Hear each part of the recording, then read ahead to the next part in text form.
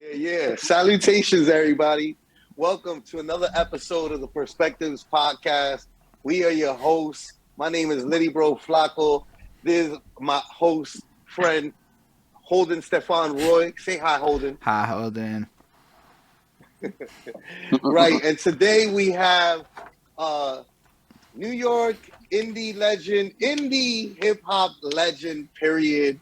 Um, EO veteran, uh, Tik Tok sensation, Ryze Hendricks in the building. What's up, Woo! y'all?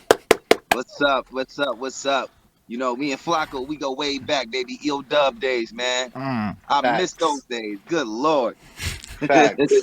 Miss it. Facts, yo. Yo, no, great times, bro. Great time. Great time. Great We times. we always I was telling Holden before, like, while we were getting ready for the show, like I was like, yo, you don't understand. Like, I've seen literally been right there since all the way back from I Gets Moolah. So it's like Yeah. I've watched everything that you've done, and I've watched like how hard you grind. You know what I'm saying?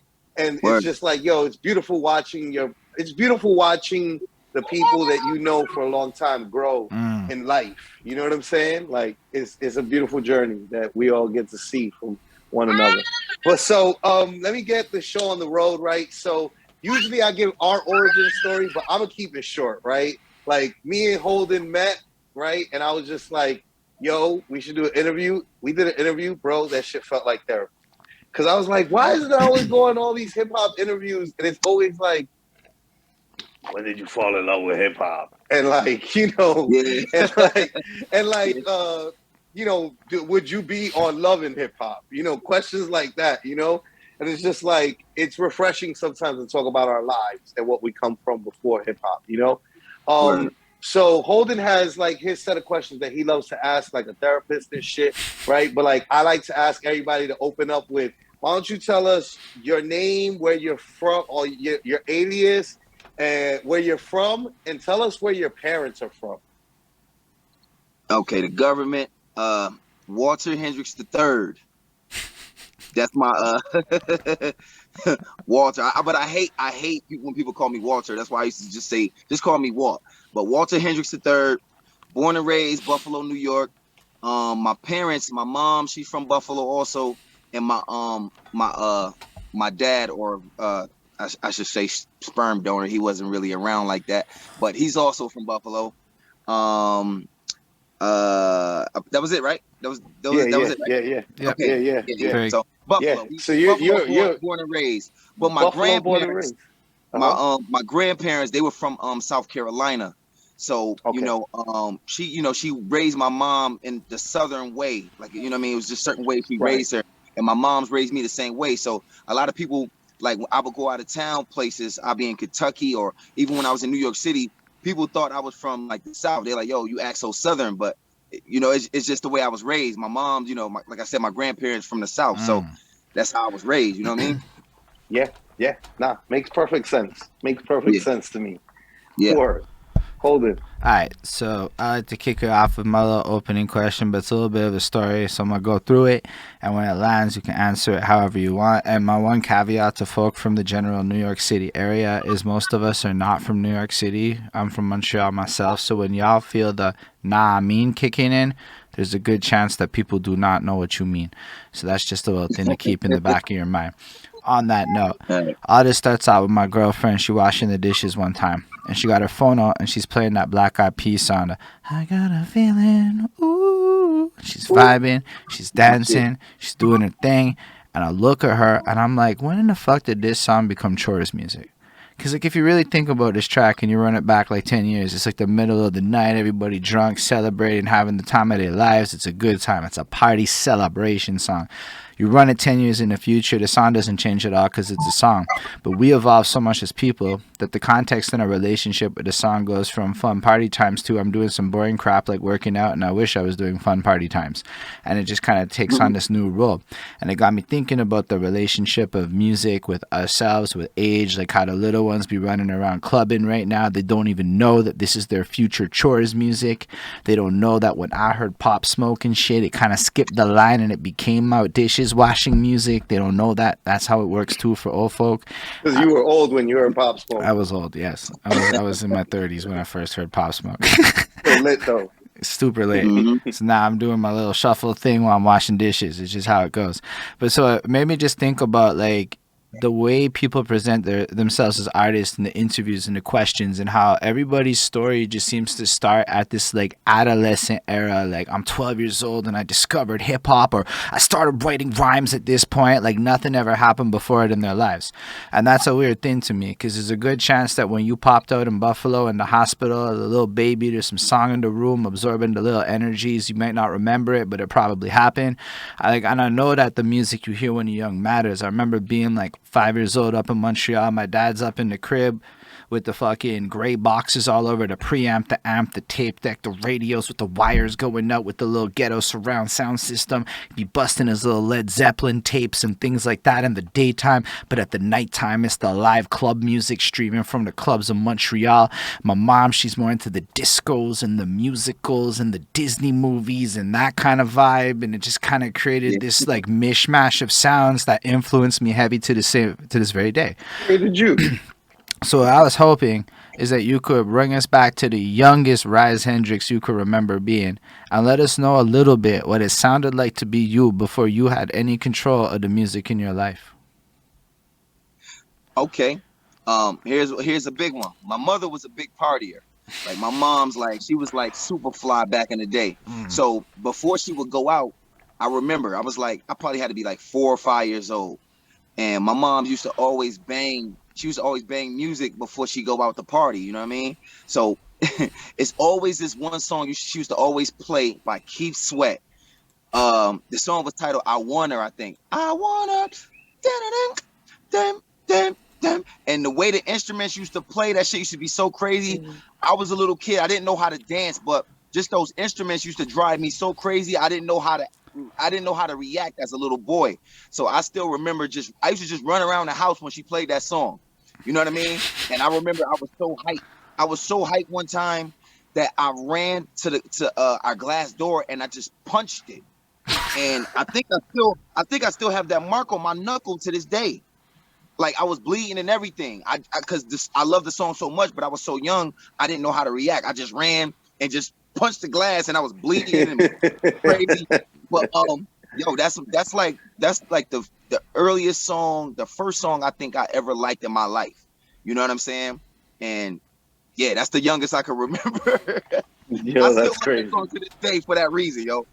You know what though? You know what's funny is like knowing you, right? And like knowing I Get Moolah and how hard you went with that, right? And how like your sound you've always rocked with up tempo shit.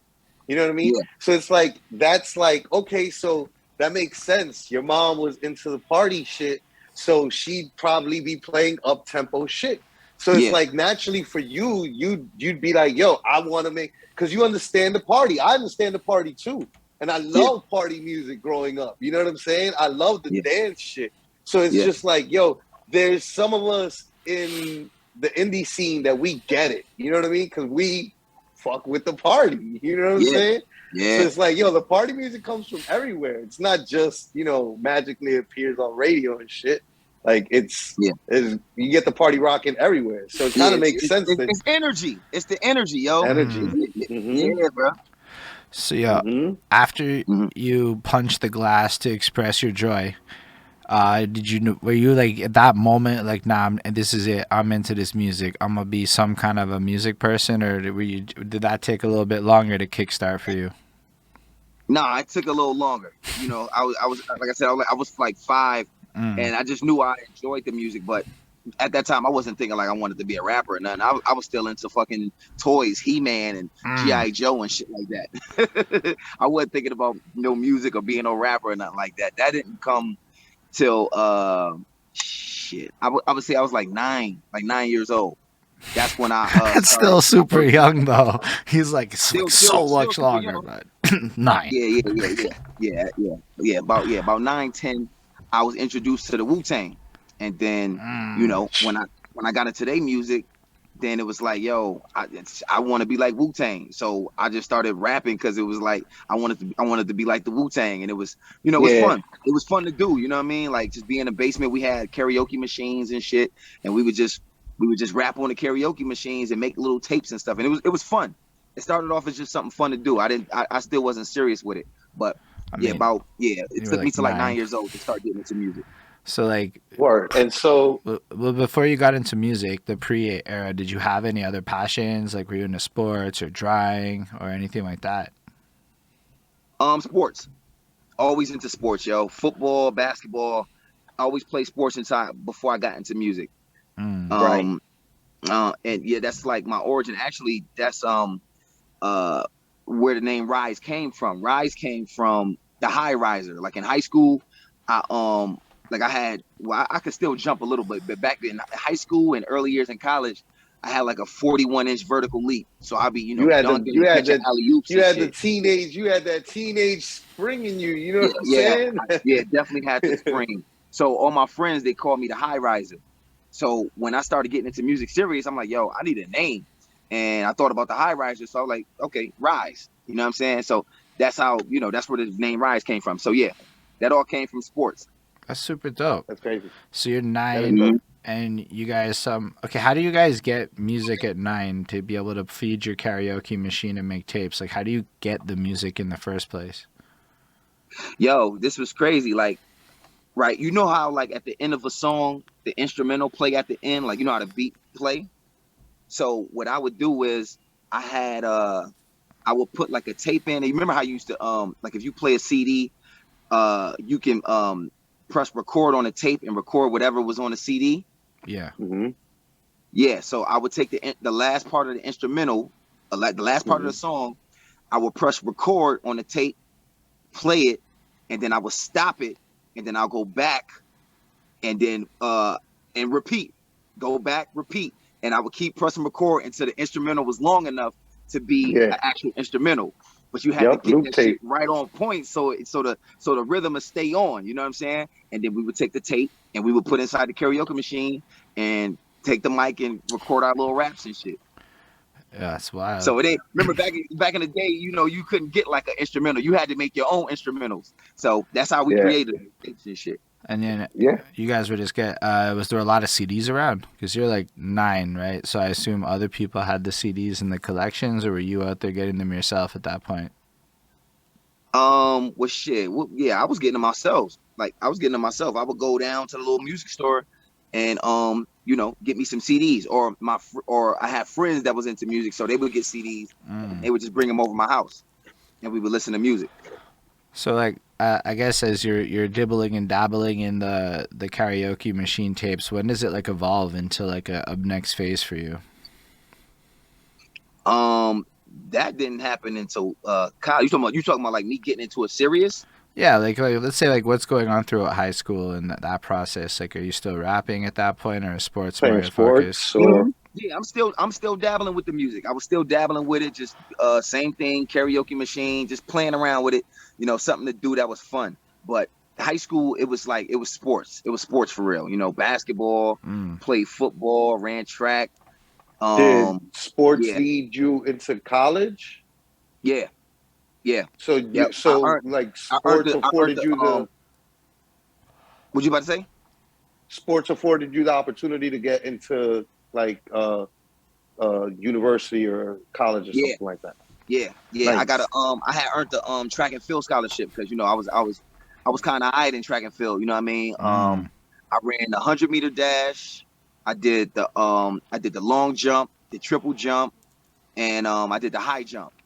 And that earned me a scholarship in college. So yeah. Nah, super dope. So basically sports takes over, it gets you to college. That makes a lot of sense. But prior to that, did you do any kind of like performing, parties, anything, or was it all just kind of like making stuff in your closet? You guys just did your thing and nobody knew? Yeah. Just in the basement. You know what I'm saying? Like we was in the basement, we'd be playing video games, chilling, fucking cracking jokes on each other, shit like that. And then we'd be like, yo, let's turn on the beats and freestyle. You know what I mean? And we would just turn the beats on and we'll just freestyle and record the shit and play it back and just listen to it, clowning and shit like that. You know what I mean? So yeah, I was dibbling dabbling with it. You know, it wasn't even serious. It was just fun. And yeah, sports was the main thing though.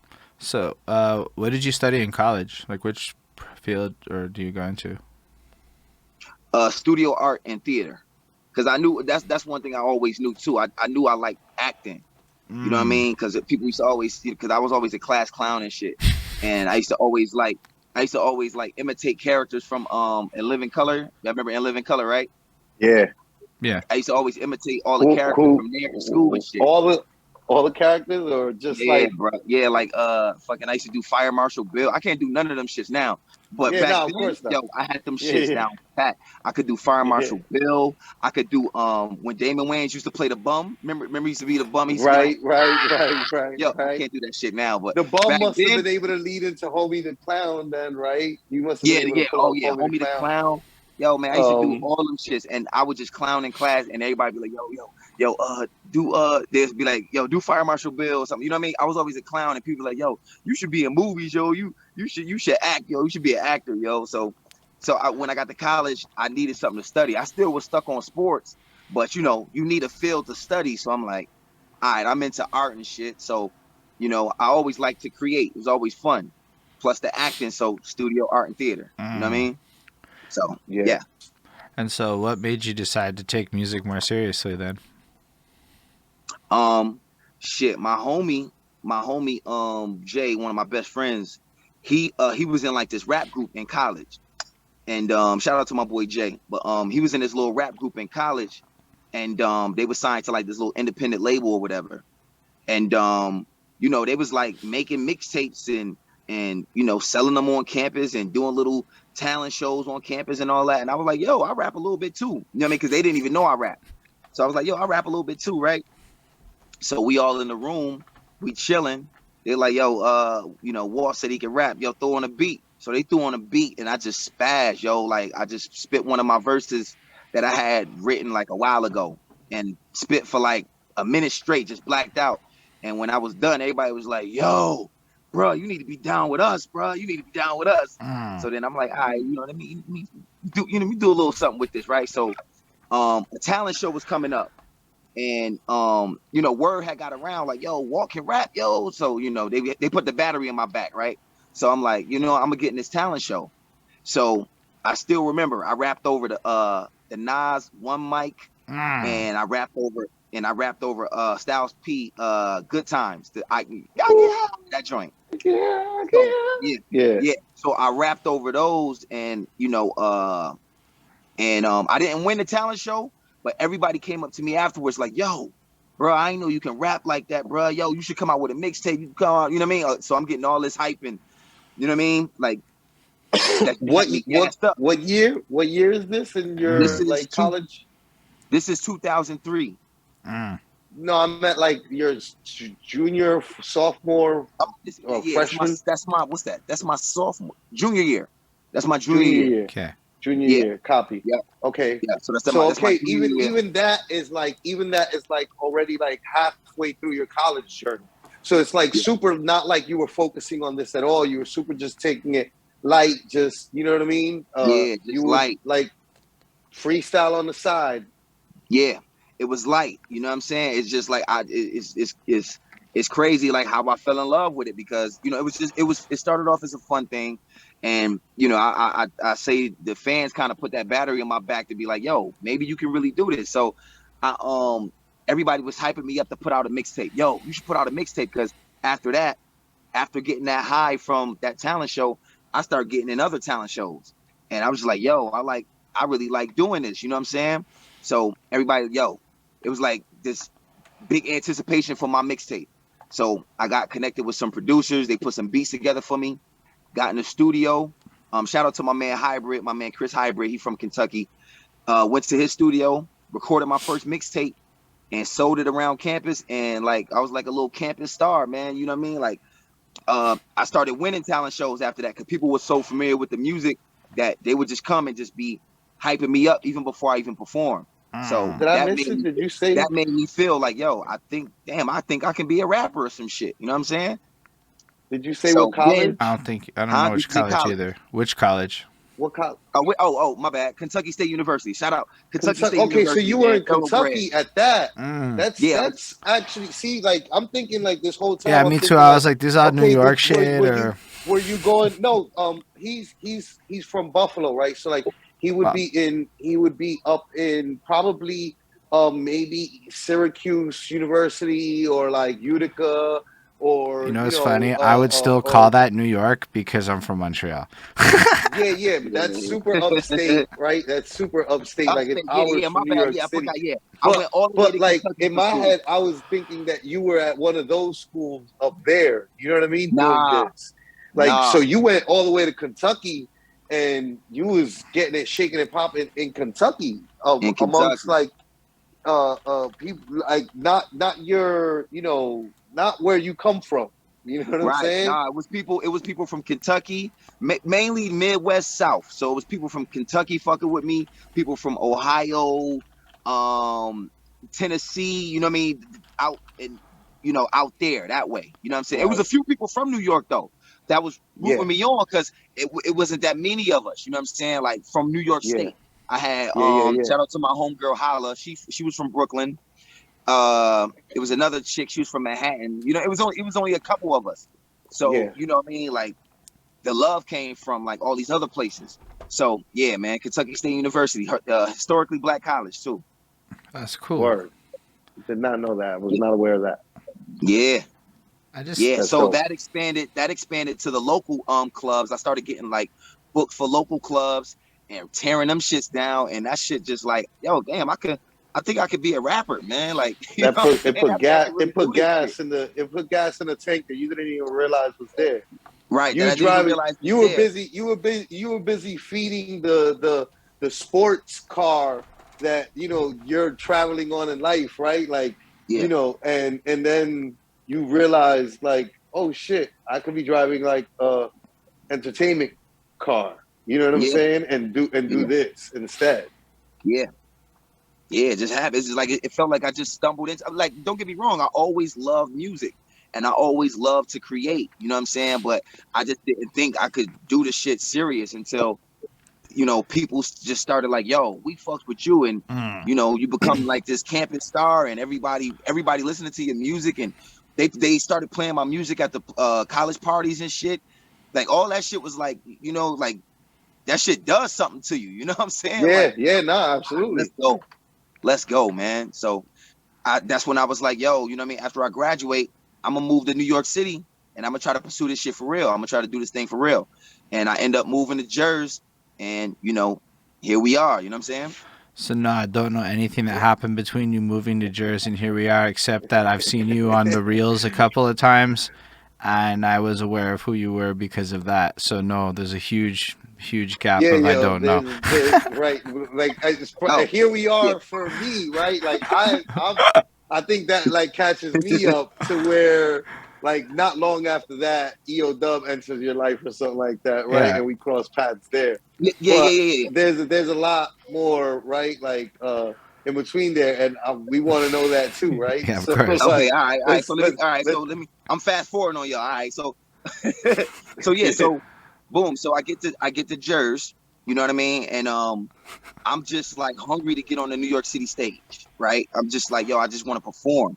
At that time, I just thought that, I just had to pay $200, $300 to perform, and it was like I was doing it because I was hungry.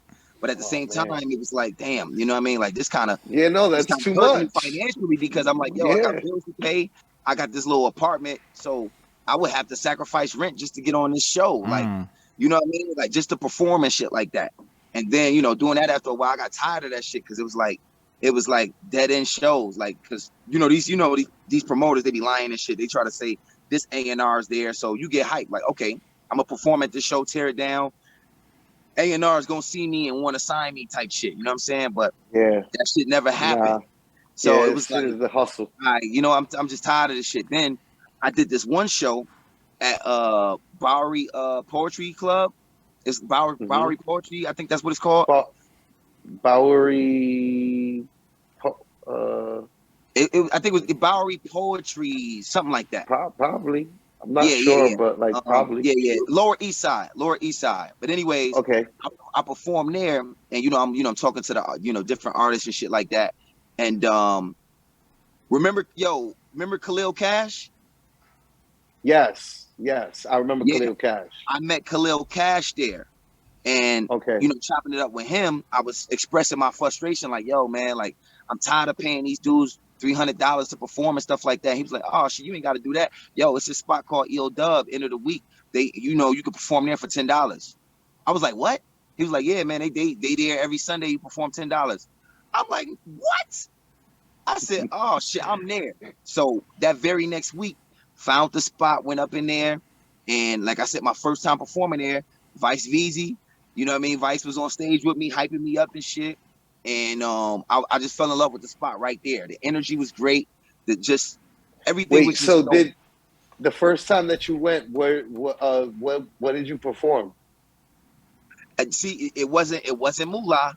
It didn't start with Moolah. It started. I did a song called Reppin' Music.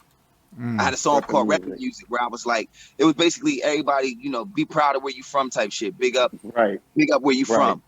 But it still had like, it had a little bounce to it. It had the East Coast flow, but it had a bounce with it. You know what I'm saying? Right. And which is what you kind of did that, period. That I would have liked to have been in the crowd that early to have seen that before I Get Moolah. Because by the time like you had I Get Moolah, speaking from my end, right? Like watching you, like there was only before you, the only person that I saw that really would like have the crowd turned up like that was Webified. Like you and Webified had like this energy on that stage that was just, bro, it was beautiful to watch. You know what I'm saying? Yo, Flock, let me tell you about Webified, right? So, boom, a couple weeks in, I'm doing different songs, trying to test them out, and then I do one day. I said I'm gonna do I Gets Moolah. I'm gonna try I Gets Moolah at the Dub, right? So I does it. I didn't even have the dance then. I didn't even have the dance. I was just up there. I would just do what the music made me feel, right? So after I got off stage, like after performing it a few times, people started coming up to me and doing the dance, like just to get your man caught up. I gotta dance to the Moolah song. Yeah, I saw that. So yeah. But like I said, that was totally by accident. I was doing it and didn't realize I was doing it. So Webb came up to me and was like, I Gets Moolah. And I was like, what's that shit? He was like, yo, that's the shit you be doing. That's what you do. That's the shit you be doing. And I'm like, what are you talking about? Okay, all right. And we had to talk outside, and he was like, yo, that song is it, bro. Yo, I like that song. Like that, yo, I love the energy. I love the flow. Yo, you should run with that. So, you know what I'm saying? So Webb told me that, and that's when I started performing that shit every week. And because he told me about the dance, what I did was I put an extra flair in it. So now every time I started performing it, I would do that and put the extra flair in it, and it just caught on everybody. That's wild. I'm in there every week doing it. So everybody every week doing for how long was it that you would like? How long was it that you were like hitting the Dub regularly and like during this point, right? You're how long are you in New York at this point, and how many other type of like are you doing shows other places? I know some of these like, or are you performing anywhere else, right? Like, but people don't know, right? Like I know, but I gotta ask you this so that you could tell us. Yeah, what was like going I would on. Do another show every now and then, but the Dub was my home because you know what I'm saying, like that was like home. To just come back and just rock. I knew people there, like that's home. But I would still do other showcases, other places. Like I actually performed at another show hosted by DJ Envy. Envy was with Hot 97 at the time. And I went and I performed Moolah there, and it was some scam. It had nothing to do with Envy, I don't think, but the promoters and shit, I think it was some scam shit. I had to put up some bread for that. It was a competition. And if you won, you can open up at the Greek Fest. You can open up for Fabulous. That's what they say. You open up for Fabulous. So I'm like, oh, you know what? I think I can do that shit. So boom. So I go pay the 300. I do the show. I win it. I win the show. So I'm waiting like, yo, I'm waiting for the call to perform at, yo, when is this Greek Fest? Yo, the chick that got me on the show, yo, she changed her number and everything. And how I found out, the dude, the cameraman, I had his number, called him up like, yo, where's such and such? And he was like, I was like, yo, I'm trying to call her and she ain't answering her phone, or, you know what I mean? It's like her phone is disconnected or something. And he was like, oh shit, yeah, she changed her number. This is her number. So boom, he give me your number. I call her up and I'm like, yo, what's going on with this Greek Fest? Like, are we still doing the show? And she was like, oh yeah, I'm sorry, I was gonna reach out to you. They canceled the show because they got word that somebody was gonna be shooting. I'm like, yo, get the fuck out of here. You know what I'm saying? Like, that shit just sounded mad shady, because it's like, damn, all right, if they're gonna be shooting, you know, just hire extra security. If this show is that big, hire extra security. But she gave me the run around and I just gave up on that shit. Like, fuck it. You know what I'm saying? But yeah, so I did that show and, you know, a couple other little joints. But the Dub, I was at the Dub every Sunday. Like, no lie, y'all. And in 2009, the end of 2008, 2009, I probably missed like 3 Sundays. That was it. So you went for like 2 years, would you say? Yeah, 2 years straight. 2 years straight. Yeah, about a year and a half. About a year and a half, almost every Sunday. Year and a half, and you performed, I guess, Moolah for about how long there? Like for about once a year straight. For like a so year you just straight, perform the same song every week, and people. No. You know what? No. You know what happened? This is what I would do, right? So I mean, still, yeah. But what I would do is I would try out other songs, right? This was a little cheat code for me. I would try to perform another song, right? But they love Moolah so much, I would get away with doing 2 songs. Like, everybody had to do 1 song, but I would do it. I would try another joint, and then Vice or Pro would come up to me like, yo, you gotta do Moolah, bro. No, but like, I think this is a wild thought to me, right? This is the thing. He was essentially like at the time, he was like just like it wasn't like a hired gun, but it was like the sweeping in baseball. It'd be like the cleanup batter. You know, like, we know he's gonna hit a home run every time he performs. I get Moolah, and he's gonna make the crowd super amped, and everybody's gonna be into it, and the energy is gonna be up. So it's like, yo, you could do what you want, but yo, don't forget to do I get Moolah too. Yeah, you know what I mean? Like, yeah, that's what it was. I think the part I feel like, yo, okay. I'm just like, cause yo, for me, the most baffling part of all that, I live in an era, right, where ain't nobody performing the same song 50 times in a row at like an event, because nobody thinks people want that. But then again, I don't know what most people I know don't know what people want. So the idea that the crowd be like, nah, you gotta, every time they see you, you gotta perform that song. Yes. Like, that's like a mind fuck, right? Because evidently you're pretty good at things with people and I mean, growing. you know what? But like the idea of seeing, Holden, because there are, like, Lizzo blew up off of doing that same record for like a year or two. Like, still to this day, there are some people that blow up off of grinding the same song over and over for a minute, you know, because they know that it's a good record and that it's going to work, you know?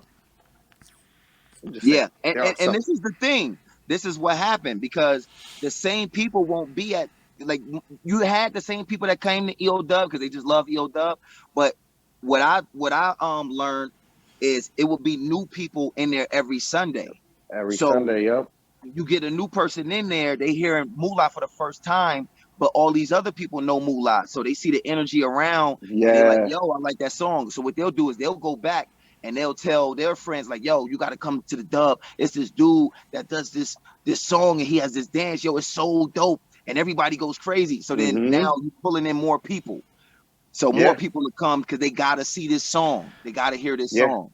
And the song brought a certain type of energy to the place that it was like, yo, you got to do this song. And it was so powerful that because you know you had to sign the list, right? You had to sign the Yes. open mic list. It got so powerful that people didn't like performing behind me. So if I signed number I 7, can see that being the truth. somebody behind me, they would sign number 9 because like, yo, I don't want to come after that. And Right. and I didn't even know they were doing this until somebody came up to me and told me like, yo, niggas don't like performing after you, bro. They sign like 2 spots after you, That bro. sounds Like, they like don't some like shit coming Jess behind might have did. Not gonna lie. That sounds like some shit Jess might have put you on. Like Jess might have been like, yo, motherfuckers are scared to go behind you, son. you. Yeah, yo, but that's how it was. Like, you know, He probably would have been the type to go behind you though, because you know Jess is fearless, and he also like that's the thing is that there was like a rotation for a while there of like a certain talent level at EO Dub that it was like a show every weekend, and it was a really great show. Like you had Vice, Zoo, and Pro hosting, and they were good as hosts in between. So even if somebody came on early on and weren't really like they were just working on something and they weren't really great, they didn't have a refined product, it didn't matter because in between you had Vice, Pro, and Zoo holding it down and putting on a really good entertaining show and freestyling to everything and keeping the show going. But and then you'd have people come on that were like they were mainstays, people like Jess James, people like Ill Answer, who's gonna be on next weekend or next week.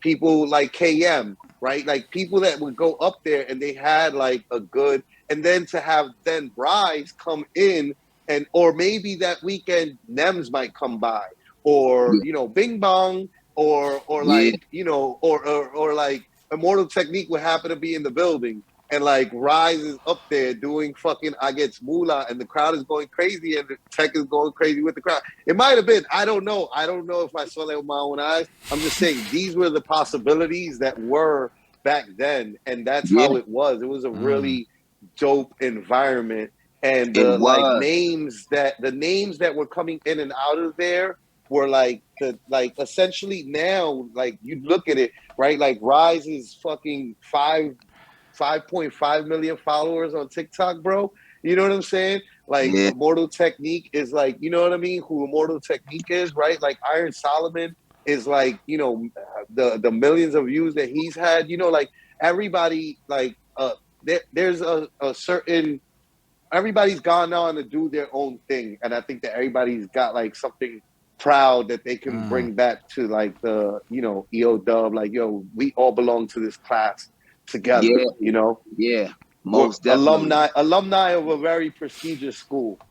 Right, absolutely. You know what I mean? And the fact that, you know, nobody was doing it like that. Every week to come in there and sharpen your sword, like, that's, you know, I still carry that to this day. You know what I mean? Like I like to say that I was, you know, a confident performer before I got to the Dub. But when I got to the Dub, like my shit just went over the clouds, you know what I'm saying? Because I was in there every week working on my shit, working it. And it built my confidence being in there so much, you know what I'm saying? And then watching other performers and learning from them and how amazing Zoo was with his stage presence, and you know what I mean? Like and then just getting up there and just bodying shit, you know what I mean? Like I just learned from everybody.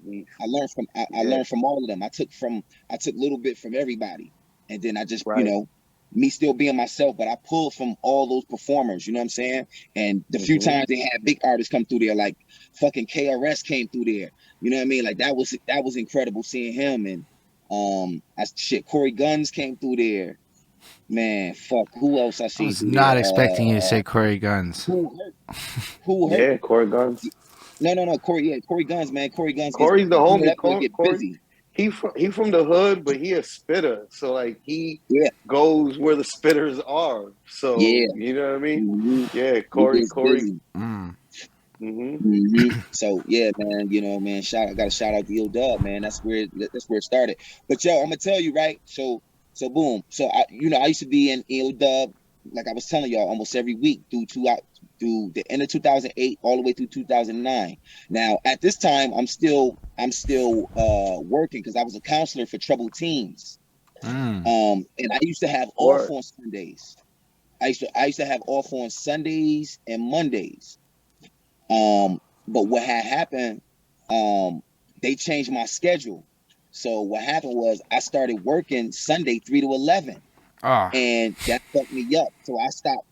I stopped coming to the dub, and everybody thought I just like, yo, just like I ain't fucking with the dub no more. So people was like, felt some type of way, like, damn, Ryze, you don't fuck with us no more. But I had to start explaining to people, like, nah, they changed my schedule, bro. You know what I'm saying? So, yeah. So Family. Once you to, family, right? Like once you family, it's like, damn, Ryze, where you at? You not fucking with us no more, bro? yeah, Like, yeah, what's yo. going I'm telling on? you, yo, energy got real funny at that time because then they gave me off Monday and Tuesday. So I had to work Sunday, couldn't come to the dub. You know, by the time I got off work, the dub was closing up, so I couldn't come. So now Monday and Tuesday I'm off, and I discovered this other open mic, which was I don't know if y'all remember her, but the Shy, the London chick, she had like a show on Monday nights. So I started going there because I still want to perform. So I started fucking with her shit, and then I started building up a name in there. And she wanted to make me a co-host, so I became a co-host there. So now it's like niggas felt like, yo, you ain't at the dub no more. You over at this other spot hosting. Like, yo, what's up, bro? Like, what you doing, son? Like, you forgot about us? So it was funny energy, but I had to like explain to everybody what happened, and it was good after that. You have to keep growing as an artist. Like that's like it like keep on going, right? Because there's things like I remember you performing in Times Square. I remember when you were weren't you didn't you go all around the city before you settled on Times Square, or did you go just straight to Times Square and start performing out there too? I was around. Like you talking about the street performances, right? Yeah, yeah. Yeah, we started off on 58 and 5th. You know what I'm saying? Like my See, boy Mike, shout out to my yeah, boy Magnificent. We would get the sound permits from NYPD. We started right. on 58 and 5th. And that was like our spot we used to go rock at. And then it was like, yo, let's expand, let's do other things. So then that expanded to 49th and 7th. And 49th and Okay. 7th became our home. And we would rock there every week, you know what I'm saying, every weekend or whatever. And then actually in Times Square is when I did the Ill Dub shit. Ill Dub did something in Times Square. And they was like, Work. yo, we see you doing all these street performances. Yo, come rock Yes. with us. I think it was Zoo. No, it might have been, it was either Zoo or Vice that reached out to me and was like, yo, we doing this street performance in Times Square. We want you to come rock for like 7 minutes. So yeah. But look at that. You know what I mean? I just wanted to illustrate that to like say like that's just an artist that's hungry and wants to grow and like refuses to like just be boxed into any one thing and just wants to expand as much as they possibly can. And when you hear the song I Get Moolah, you should know that, right? Like, because what you're talking about in that song is just like, yo, fuck what the haters talking about. I'm about $1, nigga. Like, I'm out here Yeah. trying to get it, bro. Like, Yeah. I got rent to pay. I got like bills due. I have things that I must do to get this rent paid. And I love my art so much that like this is what I'm doing professionally. And so like I can't just peg myself into one thing. You know what I mean? You went Yeah. and got it anywhere you could and everywhere you could. You know what I'm saying? Yeah, bro. Like you always had that hustle, you always had that grind in you. And like that's what I try to explain to people. Actually, me and Holden were talking about it. I was telling him, I was like, people don't understand, right? Like people want to be famous. To do what you do on TikTok my every day, gosh. that's a lot of work, bro. That's not easy shit. That's not Yo. easy to do a daily content for people. Like it's harder than famous people work. You know what I mean? Like you work harder essentially, and sometimes you end up working more than regular people work because there's no days off. People want that Right. content. You know what I Yo. mean? Like you have Yes, to put, bro. like it's a constant grind. So like to me, seeing somebody like you who was never afraid of the hard grind, right, and putting in the hours and the work of the grind, it's not surprising to see you be able to flourish and succeed at that as well. You know what I'm saying? Because of that. because you got that grind in you. You got that hustling. You know what I'm saying? Yeah, Like, I not a lot of people got I that. appreciate that, bro. I really appreciate that. And yeah, you know, it is a daily grind, but I'm gonna tell you where it started from, though, because like, remember the pandemic? No, actually, this was before the pandemic. I joined TikTok at the end of 2009. No, 2019. 2019. Y'all know Gary V, right? Yeah. Yes. Yeah. So I seen Gary V. It's getting kind of dark. Can y'all see me? Yeah. I can see. Yeah. Okay, yeah, it's getting kind of dark out here. But anyways, Gary V, I seen him put up like a post because I follow him or whatever because I like the shit he be talking about. And he was like, listen, if you an artist, if you an entrepreneur, like you need to be on TikTok. You need to be on TikTok. And I'm thinking like, you know what? Let me try this platform out because I had grew frustration from Facebook and Instagram and YouTube because I'm like, thanks, baby.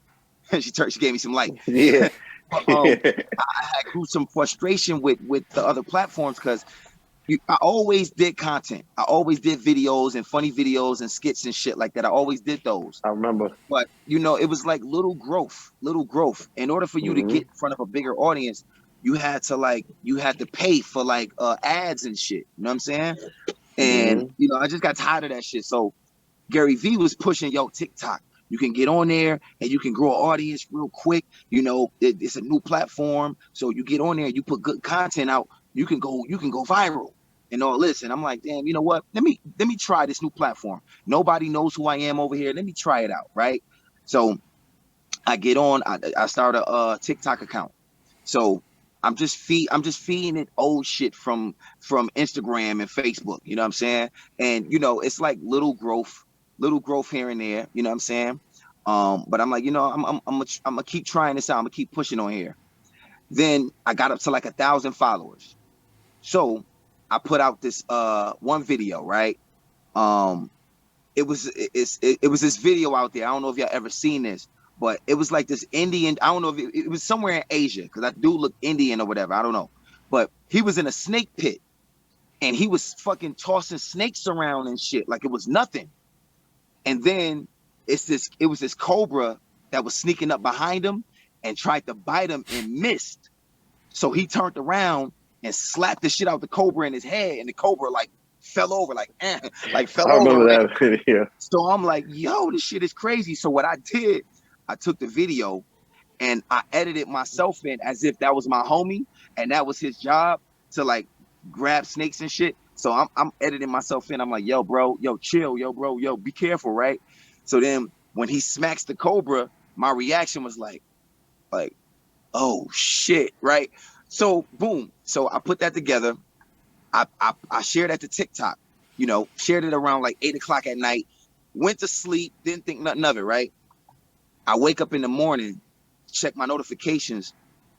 The video had went viral overnight. The shit got like 2 million views.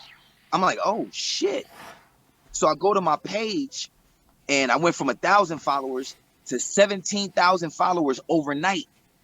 So I'm like, yo, I like this app because I like this app because Instagram ain't never did no shit like that. YouTube ain't never did no shit like that. Right. You know what I mean? So I'm like, yo, you reached an audience. Yeah. So listen, that dopamine hit, like, yo, you just kind of like went viral and got all these followers. So now I'm like, yo, I'm invested. I'm in now. So I go on YouTube and I'm looking up like, yo, how do you grow on TikTok? I'm listening to all the gurus. How do you grow? How do you go viral? And I'm taking in all this stuff. I'm reading different articles and shit, how people, became successful on TikTok. And I just applied everything. I started applying it, start following the trends and shit like that. And, just growing slowly on the joint. Then TikTok announces, I was at like around like, I got my shit up to probably about like 50,000 followers at the time. You know what I'm saying? Because that one video, this is another thing about TikTok. If the content is good enough, they'll push that shit out for months. They'll push it out in front of a new audience. Keep pushing it out, right? So I get up to about 50,000 followers. You know what I'm saying? And TikTok announces they're going to do this TikTok Creator Fund. And they're going to pay creators for original content. You know what I mean? So I'm like, oh shit, all right. Unless you're in Canada. Boom. Oh yeah, Canada. It was only in the U.S. It was in the U.S. and it was a few other places. I don't think it reached Canada It yet. did not reach Canada yet. Yeah. So boom. So I'm like, all right, damn, original content. All right, boom. Because I've always been a actor and of course a rap artist. So I always want to like show both of my skills in rapping and my skills in acting. So I started I got the home studio. Me and the wife invested in the home studio. So I already had the studio in the crib, already knew the basic programs and shit to get my voice sounding clear, shit like that. So then I like, all right, original content. So I'm like, damn, what could I start doing? So this was right around the time where LeBron was about to win his 4th title and he was with the Lakers. So it was all this conversation about who's like the greatest. Is it Jordan or is it LeBron? So I'm like, yo, what if I do like a rap, like a freestyle, not a freestyle, but like a rap of who's better between LeBron and Jordan. I'm gonna have 2 friends arguing, one gonna go for LeBron, the other friend gonna go for Jordan. And I'm gonna put the video out there, right? So boom, made it into a series, and the series went viral. It goes crazy. So I'm like, oh shit, all right, they fucking with it, dope. So I get a DM from Sports Center. I'm like, oh shit, it's fucking Sports Center. So they send me the video, my video, and it was like, are you the creator of this content? And I respond back, yes, I'm the creator. I'm the writer of this content. It was like, we would like to share this on our platforms. And in my head, I'm like, fuck yeah, you can share it on your platform. Like, hell yeah, right? So I get so hyped. I share the screenshot on Facebook, Instagram. Like I'm super hyped, right? And they went and shared it on their Instagram. Boom, my Instagram blows up. Boom, my TikTok blows up. Now I go from 60,000 followers up to like 200,000 followers on TikTok. And my Instagram, I was at like, I don't know, like 7,000 at the time. Yeah, I go from 7,000 followers to like 11,000 followers on Instagram, something like that. And yeah, that kind of like started my like expansion on TikTok or whatever. You know what I mean? I know I'm going on and on. This is perfect. I remember. I don't know if I was telling him, nah, bro. I was telling him, right? Like before, like I was explaining it to him, and like, cause before we go live with you, we start warming up our crowd, from Twitch, and we play like your music or like your old music, your old videos, and we just started playing some of the TikToks. And I told him which ones to go to because, again, right, bro, I've been there. Like the robbery ones? Watching you, you know what I mean? Like, I remember when you went viral with the I don't know why in my head, I got it in my head that it was Kobe versus MJ. But it was LeBron versus Jordan. And it was because of what you were saying, because he was on the title chase. And that went viral. And ESPN picked it up and they made it like the Kobe thing was true though, because I put out part 3, like, cause it was going crazy. Part 1, part 2, and part 3 was going crazy. People in the comments was like, yo, bro, you need to add Kobe in there, blah blah blah. This is going into 2020 now. We in 2020 and Kobe, rest in peace. Kobe had passed, right? And everybody was like, yo, you need to add Kobe in there. Nah, Kobe, the great, blah, blah, blah. So, boom, I got the 2. So I start off part 4 with the 2 friends arguing back and forth. Who's better between Jordan and LeBron? Then I add the 3rd friend in there. The 3rd friend comes in there like, nah, Kobe the greatest, blah, blah, blah. And you know what I'm saying? I start, and I think that's the one that kind of like took it over the top. Like, you know what I mean? Once I added Kobe in there, it went crazy. Nah. I remember being there, like, as you were figuring out all the, so keep going, you know what I mean? Like, keep going, because after the Kobe, right, after this Jordan basketball GOAT video viral thing going on, right? Like, what was it that you started expanding into? Like, what other, like, types of videos were you doing? Right. So boom. So because remember, as I'm doing these, it's like it was rapping. You know what I'm saying? It wasn't just conversation. These were bars I was spitting. You know what I'm saying? Yep. And people loved it so much that I said, "Yo, I'm gonna expand on this. I want to expand." So then I started doing Brady versus Drew Brees. Then I did Kevin Hart versus Cat Williams. And you know what I mean? And all bars. You know what I'm saying? And then it started to die down a little bit. So I was like, damn, I need something new. I need something fresh. You know what I'm saying? I'm still at around like 200,000 followers. So I'm brainstorming and I was like, damn, you know what? I said, yo, I should just get a bunch of classic beats and just body them shits, just rip them shits up. But then I'm like, nah, everybody does that. You know what I'm saying? Everybody do, everybody's done that before. So damn, what could I do? It's, because I always still wanted to add, do rapping and acting. I always wanted to keep those two because that's like my brand. I still want to use those two. So it just hit me. I was like, yo, what if you played the rapper and you played the producer and the rapper is saying like the goofiest, weirdest shit ever and have the producer react to the shit and be like, yo, what the fuck was that? You know what I'm saying? And I'm like, yo, I'm gonna make this into a series because I'm like, I know this shit is gonna be fun to do. So I'm like, yo, I'm gonna do this. So I get the one joint between Rick Ross and it's a Rick Ross song, Rick Ross and John Legend, the Magnificent song. So that's my first joint. So I wrote to that beat and I just said some, just saying some goofy shit. And I put the video out, put the first one out. That shit get like 100,000 views. I'm like, okay, all right, they fucking with it. All right, boom. Put out part 2. They rocking with that too. Put out part 3. And boom, put out part 4. Part 4, I put out I did this Megan Thee Stallion joint. You know the Savage joint she got? Yeah. You know what I mean? So I do that one, but I change up the lyrics. I'm like, I was like, I'm a savage. Penis size average. That's what it is.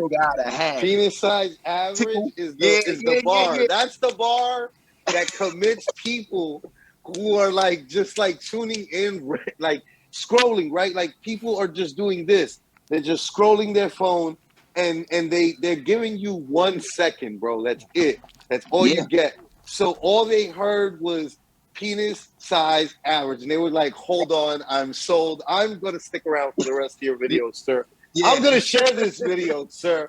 You know what I'm saying?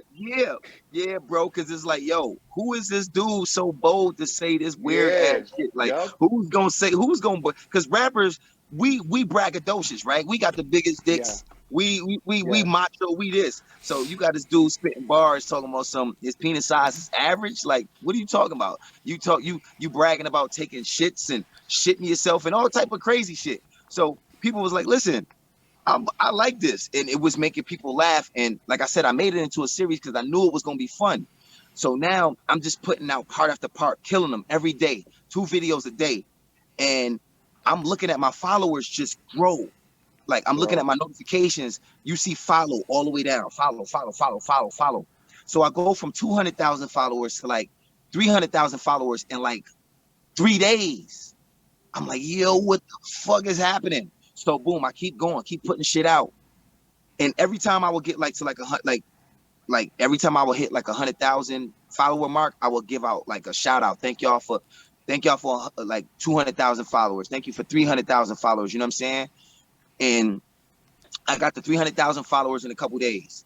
Then like the shit grew so fast, I didn't even get a chance to give a chance to say, yo, thank you for 400,000. Because it went to 500,000 in like the next 2 days.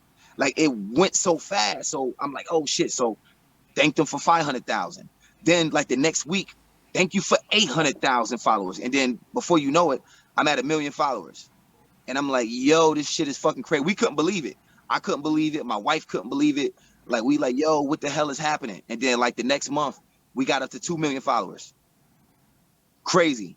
And I'm like, yo, people love this. I'm going to keep going with it. Now, mind you, this is in the middle of the pandemic.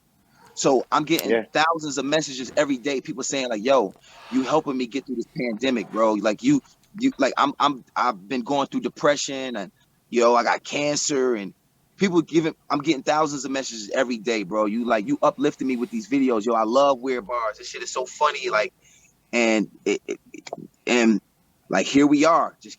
I just kept doing, kept going. Cause like I said, I'm an artist, man. And I'm naturally a silly person, so doing these they come easy to me. You know what I'm saying? Right. And what made me want to really keep doing it, not just because the following was growing, but like, yo, you actually helping people, bro. Like you actually Yeah. uplifting people. And it's still a pandemic, so everybody had their mask on still. So I'm out in public with my mask on. So all right, I'm getting famous online, but I'm not, it's like, all right, I got these numbers online, but whatever. I still feel regular. You know what I mean? I go out in public, but nobody's seeing your face. You got your mask on. So when they lifted the mask mandate, now I'm going out in public with my face out. So now we take our kids to this amusement park in Jersey. What was it called? What was that? Yeah, we go to Land of Make Believe. It's an amusement park out here in Jersey. So we go there, and now people see me in public. They're like, "Yo, you the dude from TikTok? Oh my God! Oh, you're so funny. I love your videos." Like 10 people recognize me at the amusement park. I'm like, "Oh shit!" You know what I'm saying? Yeah. Like, damn. You know what I'm saying? Like, damn, I'm feeling famous and shit. And now Is the sound weird for you, Flacko? everywhere I go, no matter where I'm at, people recognize where I'm at. They recognize me and want to take pictures and shit. And I'm kind of going fast because I actually got to get off the phone and shit. But now here we are, 5.5 million followers later. Everywhere I go, man, people want to take pictures and stuff. And it's like, yo, it's amazing, man. I'm still so humbled, and I'm just grateful, man. Grateful. Nah, yo, it's been a beautiful journey to watch. You know what I'm saying? Like I said, I literally watched you. You know what I'm saying? Like since we were performing at the Dub together, and I always fucked with everything that you ever done. You know what I'm saying? Yeah. So like Yeah. it was always like, yo, shit. Look at Ryze. Look at, you know what I'm saying? But like as I watched the viewers go up, and the videos go more and more viral, and things happen, right? Like I feel like a lot of things happened in between there, right? Like I watched you. What was it? You got to do videos for the Billboard Music Awards, or the iHeartRadio. iHeartRadio Awards or something like that. You Yeah. did the promo for that, the marketing for that, like in the Yeah. middle of Okay. like All right. So I missed that part. Yeah. So all right. So yeah, because the weird bars was going viral at this time. I got 2 million followers. So where iHeartRadio, the iHeartRadio Music Awards was coming up, and they reached out to me like, "Yo, we're fans of the Weird Bars series. We would like to, work with you." And I'm like, "Oh snap! This iHeartRadio, goddamn!" And it was like, "Listen, we got this thing called the TikTok Bop of the Year Award." And Megan Thee Stallion was nominated, Cardi B, Jason Derulo, The Weeknd, like all of them were nominated. And it was like, listen, we want you to make Weird Bars versions of these songs. You know what I'm saying? And I got a nice little bag off that, and went and put those out. You know what I mean? And it was super dope, super dope. Everybody loved it, yo.